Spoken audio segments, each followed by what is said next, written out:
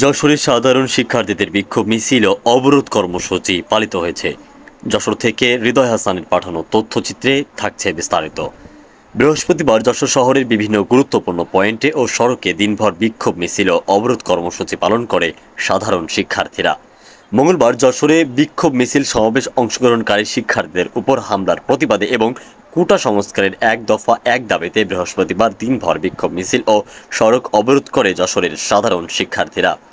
মঙ্গলবার 11:30টার দিকে যশোর কালেক্টরেট চত্বরে হামলার ঘটনা ঘটে। আন্দোলনরত শিক্ষার্থীরা পানি পান করার জন্য ডিসি অফিস চত্বরে টিউবওয়েলে যায়। এ সময় যশোর মুক্তিযোদ্ধা সন্তান কমান্ডের বাঁশের লাঠি দিয়ে 4-5 জন শিক্ষার্থীকে মারপিট করে।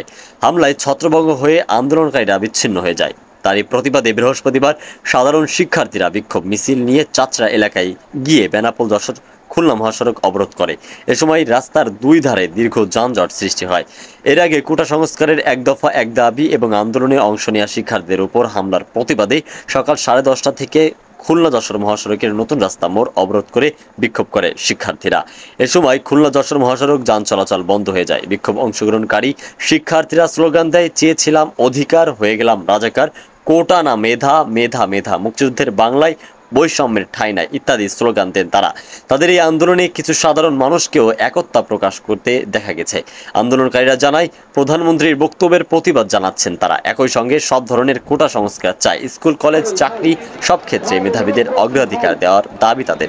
কিন্তু সরকার বিষয়টি গুরুত্ব দিচ্ছেন না, ফলে দাবি বাস্তবায়ন না হওয়া পর্যন্ত তারা রাজপথ ছাড়বে না বলে হুঁশিয়ারি দেন। একই সঙ্গে শান্তিপূর্ণভাবে চলতে থাকা একটি আন্দোলনের উপর পুলিশ ও ক্ষমতাসীন দলের ছাত্র সংগঠনের নেতা কর্মীরা হামলা করে তাদের রক্তাক্ত করেছে, যা গণতান্ত্রিক আন্দোলনের অন্তরায় ও নিন্দনীয় অপরাধ। তারা এর সুষ্ঠু বিচারও চায়। এদিকে যশোরের অতিরিক্ত পুলিশ সুপার জুয়েল ইমরান বিক্ষোভকারী শিক্ষার্থীদের কথা শোনেন। বিশৃঙ্খলা সৃষ্টি না করার জন্য অনুরোধ জানান শিক্ষার্থীদের।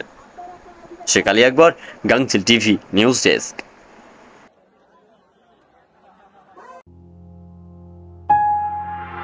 গাংচিল টিভি, সত্য প্রকাশে অনুসন্ধানী চোখ।